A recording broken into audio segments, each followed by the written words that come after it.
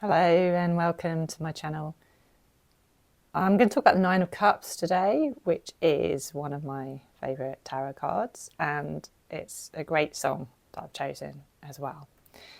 And so I hope you're going to enjoy this. There's two different aspects to the Nine of Cups, which I just wanted to briefly talk about. So I think when someone is designing a deck, they have to make a choice, really, whether they're going to represent the more positive energy or side of that card, or the shadow, the more negative aspect. I think it's very difficult to create a picture that encompasses both. And I think that is the sort of issue we've got here. So in the Thoth, we've got very much the positive aspect, happiness. We've got the cups that are overflowing. I'll just show it up here. And, it's very harmonious. Sort of emotions, our cup is full and we're full of positive emotion. We feel quite buoyant. And it is a very positive card. Now, I think when we think about the shadows card, shadow side of this card, it gets very interesting. So we've got the Rider-Waite here, and we've got Pamela Coleman Smith has drawn this man with his arms crossed, and he looks very defensive, and he's got this curtain behind, and we get the impression that he is not going to share his happiness or his joy. And it made me think about, the dark side of when we feel happy. And I know I've noticed it myself that sometimes if I feel particularly upbeat, I can be less sensitive. I'm sometimes more sensitive to other people's feelings when I actually feel a little bit low myself. And, I can feel buoyed up and almost irritated by other people's negativity. And there is this danger with happiness, isn't there, when we want it to be a permanent state, rather than thinking of something that fluctuates, and some days we'll feel happy, sometimes we will feel sad, pursuing or chasing that happy ever after. And I think the other danger is that when our ego gets involved, we start to think that we deserve happiness, or that we've earned our happiness, or being happy somehow makes us superior to other people. And then we become smug, we become full of the humble brag and showing off.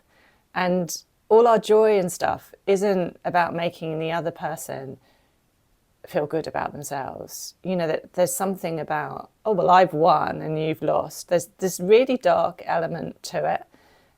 And it's interesting. It's an interesting, I think it's particularly in the time that we're living in. And, it's talked about a lot, that kind of new age toxic positivity. And there isn't that element to this card. To counterbalance what I've just said, I'm going to go back again to the positive element. And this is from the Commonplace Tarot, which is a lovely deck. It's got a really nice, sweet energy. I think it's based on the Rider-Waite, but I think lots of the people that she has drawn, or it's in the liner cut, but I think lots of these people are people that she knows and has a lot of affection for. And this person, you can sort of sense her personality coming from the card. She seems like someone that wants to share her joy. She's generous. She's made us some nice cookies. She makes us feel warm. She's someone that makes us feel good. And that is that's again coming back to this positive side of the card. Right, so let me show you the Kate Bush song that I've chosen. So it's quite a dark day. I've got the lights on, but this card still looks quite dark. So it's from Lionheart. It's Symphony in Blue, and the lyrics, which you possibly can't see, are, I see myself suddenly on the piano as a melody. Now, musically, Kate Bush has talked about this song being inspired by Satie's gymnopody. And you can definitely hear it in the introduction, and there is that kind of same harmonic shift, isn't there, from major to minor. I don't really, in terms of the lyrics, I am not really spiritually, I don't really know what Kate Bush means in a lot of the songs. I'd be interested if you've got a theory about that. I think I understand a bit better what she means creatively and about the joy that she gets from her music. And I thought this is an interesting aspect about, I see myself suddenly on the piano as a melody, and that idea of then having a purpose in her life. Because I thought, well, symphony isn't something you do on your own, is it? Symphony is usually played by an orchestra. So there's lots of you working together. And, you know, even if on the piano, the melody has its chords, maybe you have other instruments as well.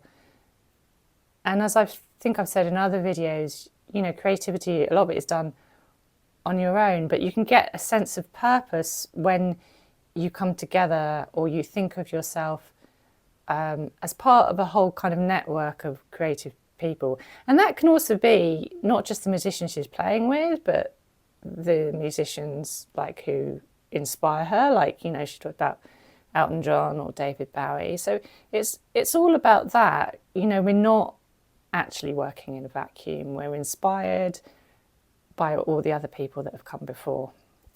And I wanted to, so I've got this book here, so it's a library book, I'll just show it to you. Been reading this book. It's called 50 Visions of Kate Bush, and it's by Tom Doyle. And I've really enjoyed this book. It goes through Kate Bush's life. It takes a chronological approach, but it does it in chapters, and the chapters often have themes.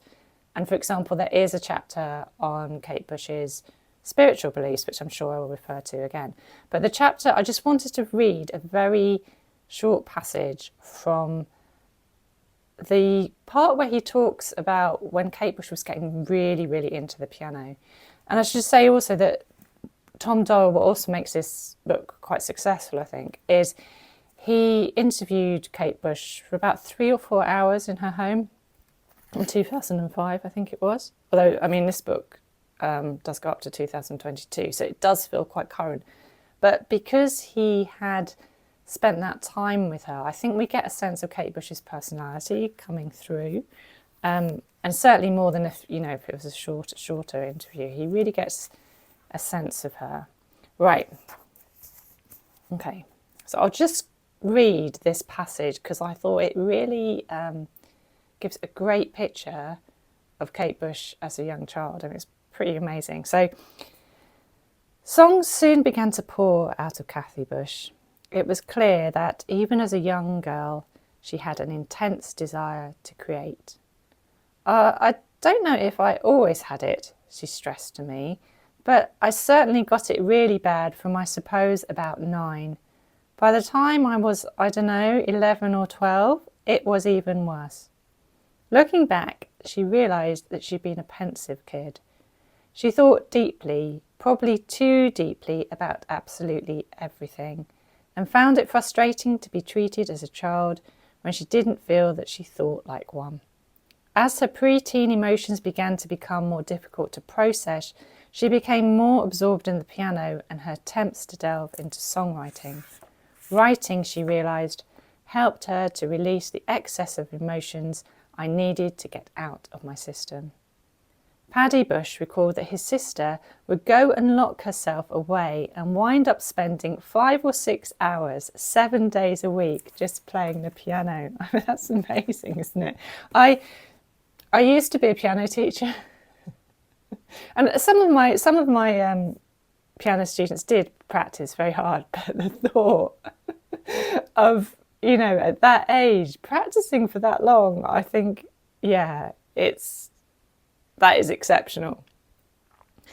And also like that passage because I did think, is this a 9 of Pentacles card? Because we think of Pentacles as, you know, to do with hard work, craft. And there is that element to it. But I thought it's interesting when she talks about using music as a way to process emotions. And, you know, I think when I play music, the lovely thing about music in a way is you don't have to find a word for the emotion. It enables you to feel that emotion really in a non-verbal way. I don't know if that makes sense. It's hard to explain, of course, isn't it? It's very hard to talk about music in a way. But also music enables you to hold two emotions simultaneously. And this is especially true, I think, in this song and in the Satie song. It's inspired by, because we've got this kind of dissonance, but we've got this overall calm atmosphere.